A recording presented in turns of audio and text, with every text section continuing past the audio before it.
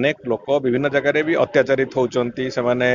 Court साहाय्य पाइबे जानी पारु नाहंती। अनेक लोक कोर्ट को दौड़ी दौड़ी हालिया होचंती। ये सब दृष्टि आखि आगे रखिकी जो नुआ मेडिएशन एक्ट केंद्र सरकार करचंती से एक्टर आधार रे मेडिएशन को प्राथमिकता दबा को निष्पत्ति होची। आमे ताकू आधार करिकी विभिन्न पंचायत रे लीगल वॉलंटियर्स एवं लीगल वॉलंटियर्स को सहित से अंचल रे थिबा जो आईनजीवी माने होंतु